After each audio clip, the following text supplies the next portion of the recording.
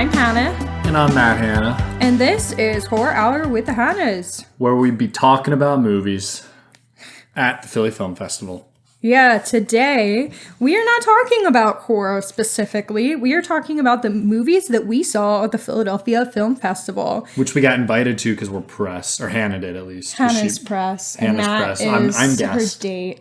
Yep.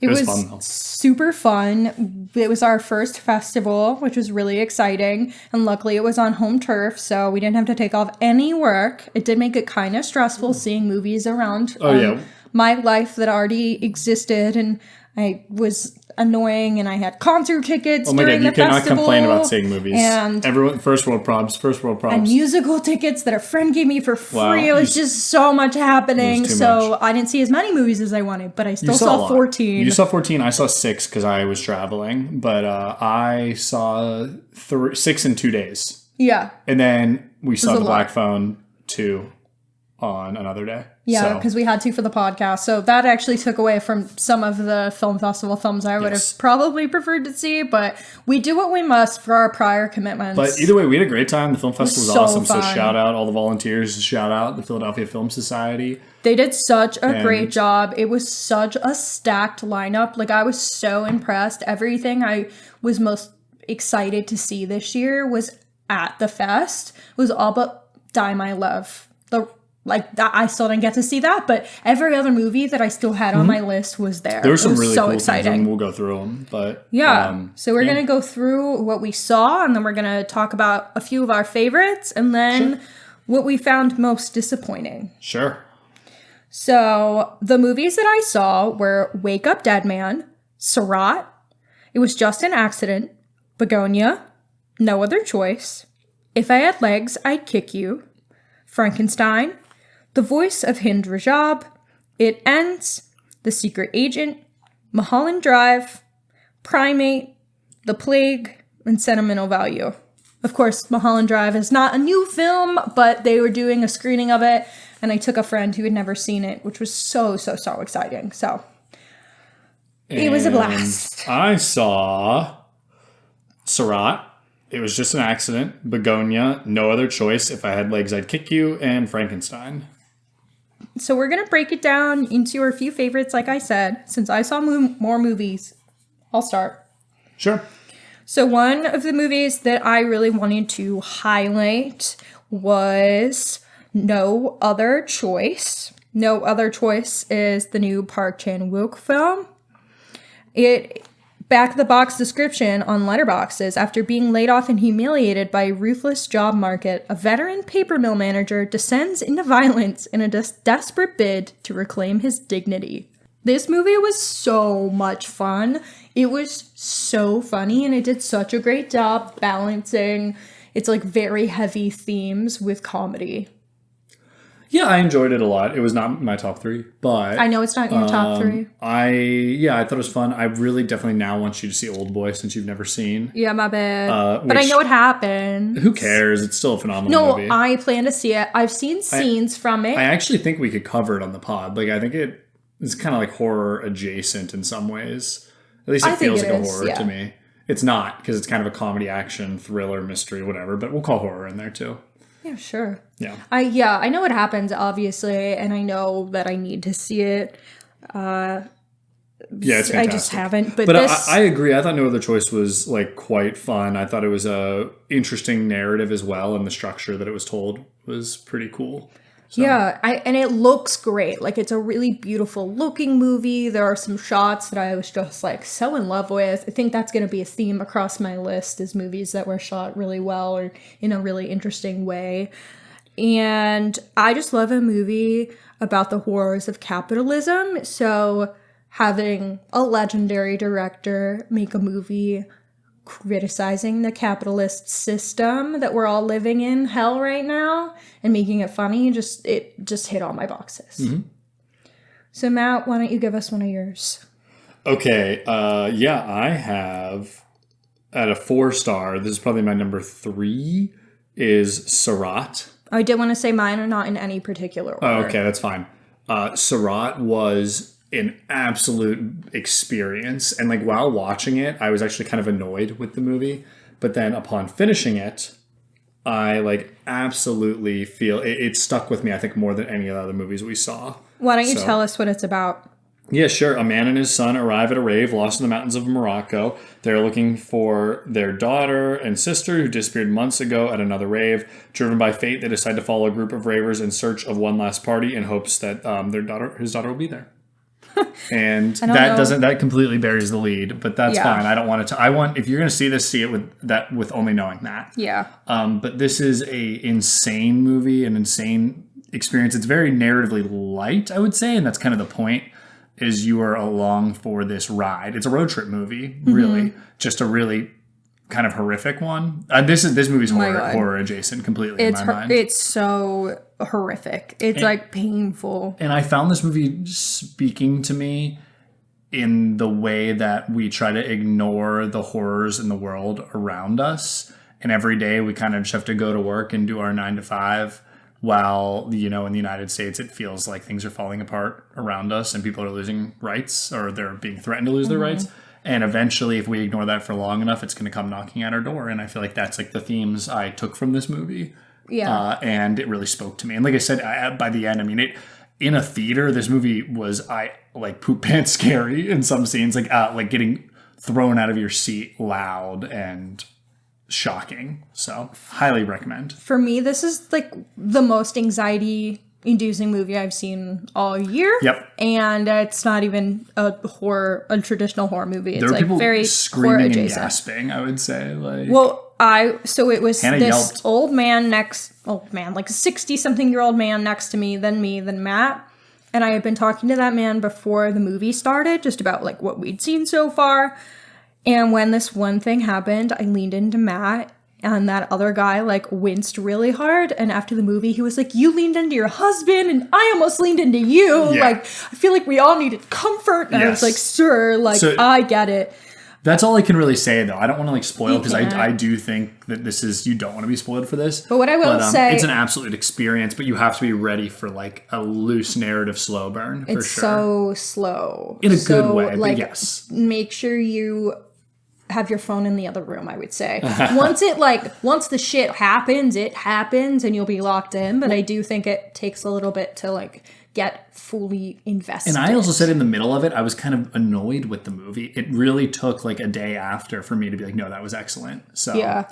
It grew on me is what I would say, which is uncommon. It also has a sick sound design because they're raves. It's so the sound good. Design's crazy. And then it also looks like Mad Max. Some people compared it to Sorcerer, the William Friedkin movie as well, which I get the comparison. It was just, it's really beautiful. And it is Spain's submission for Best International Feature Film at the Academy Awards this year. All right, we talked a lot about it. You hit me with your next and your top 3. Top 5 is what I'm doing. Because I saw way more movies. 3. Yeah, I know. Because you only saw 6 movies. Sure. I saw 14. Name 2 of them then. Okay.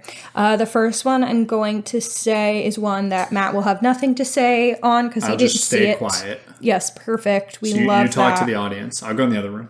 Shut the fuck up. Okay, so the movie that I'm going to shout out is It Ends. It Ends is a horror movie. So I was really glad to have a traditional horror movie make this list. Friends on a late-night food run become trapped on an infinite highway with otherworldly terrors lurking beyond. Confined in their Jeep Cherokee, they must decide whether to accept their fate or attempt escape. I thought this movie was so original and interesting. I thought it did a really, really great job balancing humor and horror incredibly well. And the conversations that these characters are having are legitimate conversations like I would have with my friends. It feels so natural and genuine. And this movie is really about the existential dread of being an adult. Is this all this life is? Wake up, go to work, sleep, repeat. It's kind of makes you think about that and what it's like moving through a world that doesn't make sense to you. And also it just brings up these fears of how terrifying it is to realize how threatening infinite time is. What do you do when you have nothing to do? Scares me. And as someone who can't sit still and has no patience, it was like really eliciting a lot of uncomfortable feelings for me. It was, and that like the type of horror switches throughout, and I think it ends up being much more existential versus the beginning is more like tension. So I really liked what it did. It doesn't have a theatrical release date for the US, which is depressing to me. When that does have a release date, we'll probably cover it and we'll definitely make sure to share. So keep It Ends on your radar. All right, here's another one. Okay, I'm going to throw out It Was Just an Accident, which I know is also not making your top 3, so I wanted to make sure I talked about it. I will say, I did not think it's not like a disappointment for me. Oh my God. I just didn't enjoy this one nearly as much as the other ones. I found it to be just fine. Okay. I think from the background of it, it's really neat. I just thought it was like an actual film. I was not really taking as much from it as I wanted to, so... Okay. It's kind of funny, though. It is definitely supposed to be funny. It's so funny, in my opinion. Okay, so It Was Just an Accident is about Vahid, an Azerbaijani auto mechanic who was once imprisoned by Iranian authorities. During his sentence, he was interrogated, blindfolded. One day, a man named Iqbal enters his workshop and his prosthetic leg creaks, and Vahid thinks he recognizes this man as one of his former torturers. So it's about how he responds to that. And the hijinks. And the hijinks that ensues because really he doesn't want to commit an act of revenge if he's not sure that this is the person he thinks it is. But he's pretty sure so it's this person. Pulling in a lot of other people into the hijinks. It is totally not what I think I expected going in, but I had a lot of fun with the tone. I would compare it to almost... like a muted version of Anora. Like, I would say that the comedy isn't as high, but I think it has this really interesting mix of like something that's extremely fucked up and depressing, along with these moments of levity that I think are so well done. And just like watching how all of these people interact with each other while they're each individually coping with the situation and like where their morals lead them to and like what they should do with this man is so interesting. It's a lot of comedy by circumstance, which is similar to Anora. Yeah. And I think this movie is just incredibly important because it is made by an Iranian filmmaker who's gotten in trouble with the Iranian government for his filmmaking because he does not hesitate from scathing the Iranian government, and he actually was not allowed to be making this movie in Iran. He did not get permissions to do so, and he made it anyway. And I think that's incredibly badass and incredibly important, and we should support artists, especially artists who are using their art for resistance and protest. Like, I just think that's so badass, so I could not talk about it. Do you have anything to add? No, I think you said everything that needed to be said, to be honest. Okay. My turn? Yes. Okay, I don't know which one I want to talk about next, so I'm going to talk about If I Had Legs, I'd Kick You. Okay. Which is also in my top 3. And I think we'll have one matching in the top 3, we'll see. I'm not going to talk about the one that would actually match because I know you're going to say it. Okay, cool. So I deliberately left it off my list. That's fine. Well, If I Had Legs, I Would Kick You was a very hard movie in really good ways. I thought it was filmed phenomenally. Oh, I should do the recap. Sorry, I keep forgetting to do that. With her life crashing down around her, Linda attempts to navigate her child's mysterious illness, her absent husband, a missing person, and an increasingly hostile relationship with her therapist. Yeah, this movie is brutal and wonderful and real and heartbreaking. Makes you feel like shit. But it's so real. I really adored this movie. I liked the way it made me feel, which was like shit. I think the way it is filmed and some of the stylistic choices they make really lend itself to They elicit so many... Actually, that's not a spoiler. It elicits hella feelings. Yes, the sick daughter they actually choose not to show, basically, for the whole movie.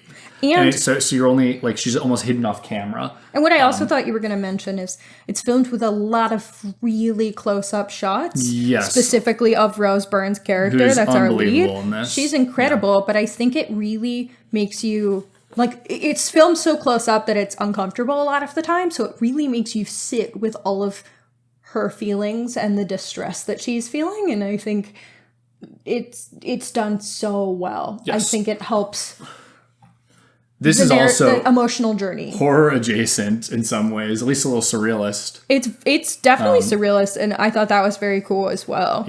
Yeah. Overall, though, I think in terms of feelings, it's tough to find a movie that will like make you hit you in the feels like this one and really like kind of attack your senses. This and Surratt, I think, attack your senses in different ways. But this might have been my favorite of the 6 I saw.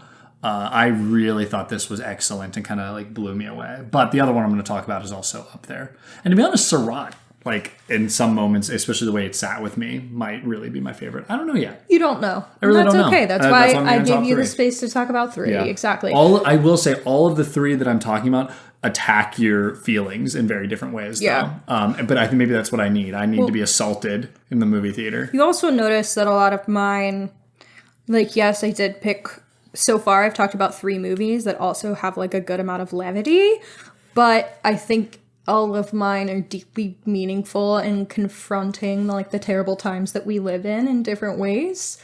So all of mine are like actually so fucked up too, even if they are a little funny. I mean, all the movies we picked were kind of fucked up. And by we, he means you. That I picked. Or actually the Silly Film Festival picked, you know. Well, it's definitely my fault because I did not give us breathing time. At least when you were at the festival, I was like, no, suffer. All right. Well, yeah, that was interesting. I think like some movies might not have hit because like we went straight from Surratt into it was just an accident, and I think I was still kind of like shook from Surratt. Yeah, and we had like maybe coping's not the right word, but just like high anxiety, high alert. And it was a very quick turnaround time. Okay, but that's all I got on that one. I would say it's a really good movie, and you should see it. So, Rose Byrne, if she's not making the cut for... Oh, that'd be absurd. I would be really upset. Yeah, she should. And she's like one of the cuspers that people aren't sure she'll get a nomination. She deserves it. Definitely. She was great. Okay, so... Also, Conan was in that movie, and he's really good. Like, really, really he's good. Tough. So I am going to talk about the voice of Hind Rajab. Oh, I didn't see this one. This one's heavy. I'm actually surprised. It's hard to talk about. I wouldn't be like, wow, my most enjoyable movie. Yeah. This is one that I would probably switch out with what you're going to talk about. But I also think it's made incredibly well. I think it's very successful at what it's doing. I never want to watch it again. And I think everyone should watch it. So I feel like I have to talk about it. So the voice of Hind Rajab focuses on an event that happened in January 2024. Red Crescent volunteers receive an emergency call that a 6-year-old girl is trapped in a car under fire in Gaza, pleading for rescue. While trying to keep her on the line, they do everything they can to get an ambulance to her. Her name was Hind Rajab. That's our Letterboxd description. So it's basically, in summary, about a child that was murdered by the IDF. They tried so hard, like hours, to coordinate support to get to her because basically the Red Cross they have to coordinate with the Red Cross, who has to coordinate with the IDF to get an approved route to send emergency services in.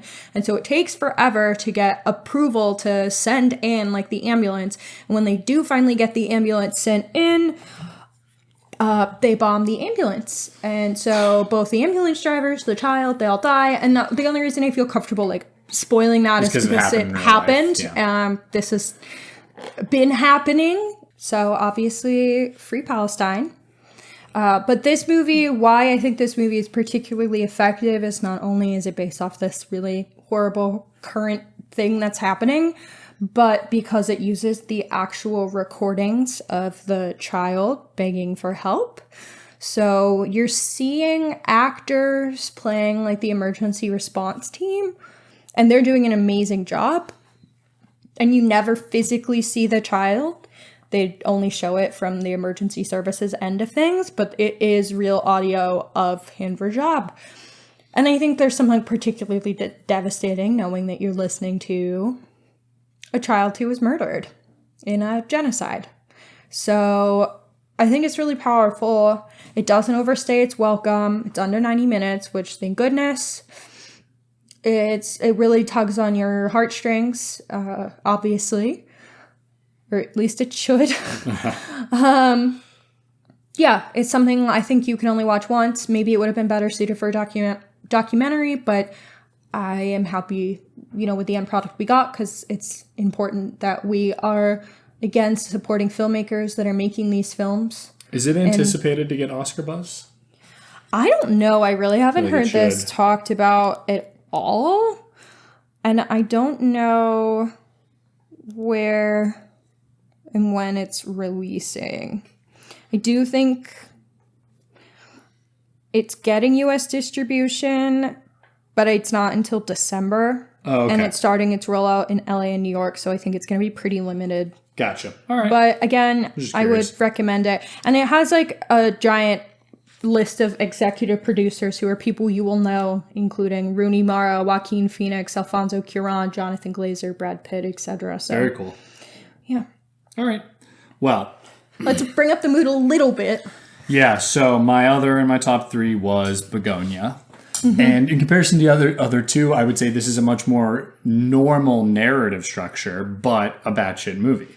So the Letterboxd description is: it all starts with something magnificent. Two conspiracy-obsessed young men kidnap the high-powered CEO of a major company, convinced that she's an alien intent on destroying planet Earth. And it's actually a remake of Save the Green Planet, which is an older movie. This movie is so damn fun and funny and sad and depressing and well acted and just like such a movie, I guess, in comparison to the other two. Like I said, it's more of a normal, Hollywood narrative structure, but like just absolutely insane. And I really liked this one. I thought it spoke to me a lot too. It also starred Emma Stone, who is amazing. Incredible. Jesse Plemons, who's great. Incredible. And then a newcomer, Aiden Delbis, who is him. So good. Like a scene stealer, phenomenal. He's the heart of the movie. Yes, 100%. This is... it's hard to explain why you should see this, other than it's just a really fun movie that will also, I think, speak to you, and something that I think everyone would benefit from seeing, because I think it will help you gain a little more empathy for conspiracy theorists, which in the world we live in, there are a lot of conspiracy theorists, especially in this like kind of post-truth era we live. And I think we too quickly write those people off as like lunatics, when I think there's usually a lot of like sadness that has brought them to that brink. And obviously also a little bit of truth in everything that they say, but it usually is just to the extremes. I felt this movie helped me feel that empathy for them. And I think that especially in like left-leaning spaces, we tend to not have enough empathy for these people, which doesn't help, bring them over to our side. Mm-hmm. And so I think that that's kind of the point that he's going for in this movie with the way it's written, is like to feel empathy for people we might disagree with, or people we might think are a little out there. So yeah, I don't know. That's my big thing, which is what made me like it even more. Yeah, I do think it's nuanced. I think the performances are great. I also just like the way Yorgos movies look. I think they all kind of have their own unique... How about the way this one levels sounds? Of bonkersness in the way they look and sound. Yeah. But there's something in common in that it's just this like really unique voice putting them to screen. There are some shots of the way they're shot is just so funny. Like there's a shot of Jesse Plemons tackling Emma Stone, but it's filmed from like it's happening outside, but it's filmed from inside her pool, like behind her pool through her glass walls of the house, which it's just something so funny about the way it was shot. The sound design in this movie is incredible. Pretty much everything about it is excellent. Yeah. I would say, the score and the sound design are one of my favorites of this year. Mm-hmm. It's one of my top films from the festival. Yeah. I would have listed it, but you knew I knew would. Matt would. So yeah, I will say I loved Eddington, and it gave me similar feelings to that movie. It's a different type of movie, but I think in terms of messaging, I think it's very similar. Interesting double feature. I do think there's a lot in common with the messaging. I think Begonia is a better film. Oh, by leaps and bounds. Interesting. They're pretty similar to me, actually, but that's fine. We don't have to. We're not talking about Eddington. I think Eddington's messier. The score isn't as good. It's not shot as interestingly. I just realized Emma Stone in both. Oh my gosh, yeah. No, I love my Queen Emma Stone, so I was happy to have her on my screen the whole time. But for real, I think, and there was kind of a discussion I had with someone in the audience after that I think did not have empathy for the characters. No, not at all. And I was like, dude, like... He was like, making this movie is dangerous. Yeah, he basically, you can't say why. And we were like... Yeah, what? He was like, yeah, and I was like, dude, you're supposed to feel like sad for conspiracy theorists because like, again, there is a crumb of truth and then also a lot of like other bad things happening to them that have led them to this point and to this extremism. Like there's a reason people end up with these really odd or wild ideological viewpoints or beliefs about the world around them. It's because a lot of those people have suffered wildly. That's how they've gotten there, because the world itself is so fucking crazy. Why would that be the way the world works unless there is some giant crazy conspiracy? And like disowning in real life, disowning and pushing away your QAnon uncle is not going to pull them out of that rabbit hole. It's just going to push them further in. I think that's a tough... It is tough. But because I also don't think you should have to suffer because your QAnon uncle is being a piece of shit and like voting against things against your rights and stuff too, Hannah, which I think is inherently tied to this. Conspiracy theorists to this levels don't vote, but yes, I know what you mean. That's why I don't think QAnon uncle is a good example. Fine, is what I'm saying. Either way, it's fine. The point is like we need to figure out how to deprogram these people. Mm-hmm. Like we really do, and like I don't think people are interested in that. They'd rather just write them off instead of trying to like figure them out. So that's it though. And that's why I think this movie spoke to me for that reason. But that's all I wanted to say. We can go to the next one. Okay. My favorite film of the festival, so I did save this for last on purpose, was Sentimental Value. Yeah, you told me you cried multiple times during this one. Yeah, and I held my tears in this whole festival. So sisters Nora and Agnes reunite with their estranged father, the charismatic Gustav, a once renowned director who offers stage actress Nora a role in what he hopes will be his comeback film.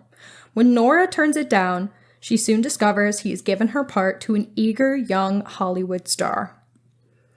This movie really moved me. I think... So this movie is very much about parent-child relationships and a strained parent-child relationship specifically, which I think is relatable to a lot of us. And I think it does a really good job kind of capturing like the anger and frustration that sometimes we as children have for our parents' actions. And then it can be really hard to forgive them when they're doing things that maybe should end in forgiveness, but also, you know, the mistakes that our parents make because they're not perfect. And I think because of that is a personal experience that I found extremely relatable. I was so moved by this film. I thought it was really tender and I just think it resonated with me emotionally more than any other film of the festival. I think it looks great. I think the performances are great. Stellan Skarsgård was great. Renate Rens, I don't know how to pronounce her name because she's not American and it's a foreign name. But Renate, who played Nora, was incredible.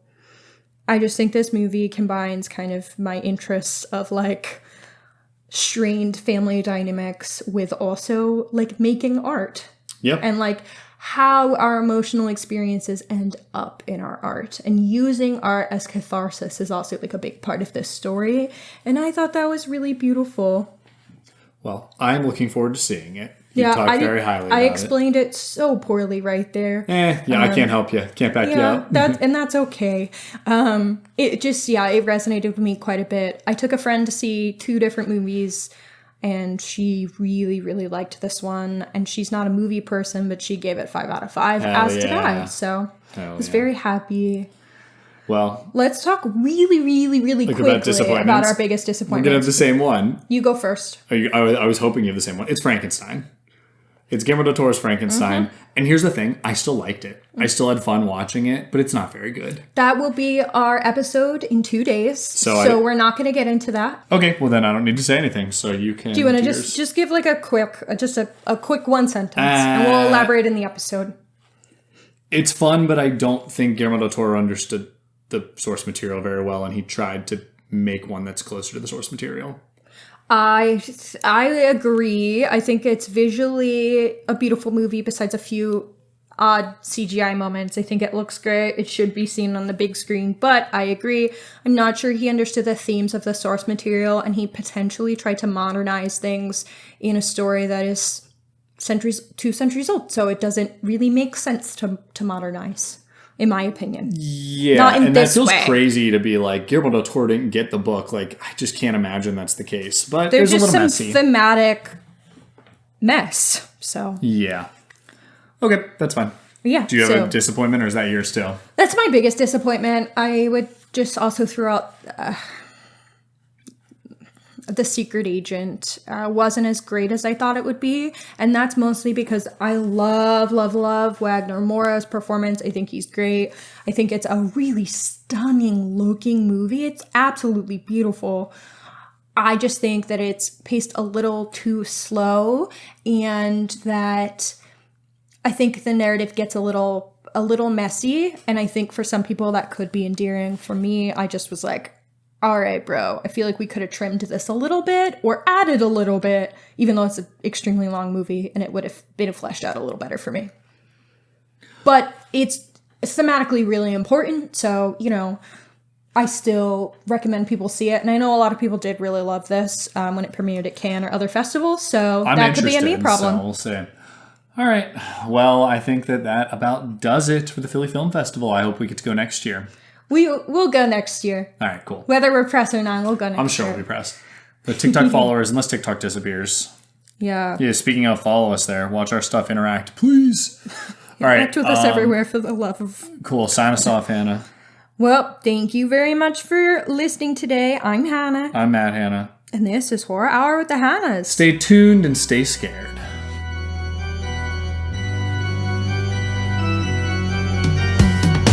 Thank you for listening to Horror Hour with the Hannas.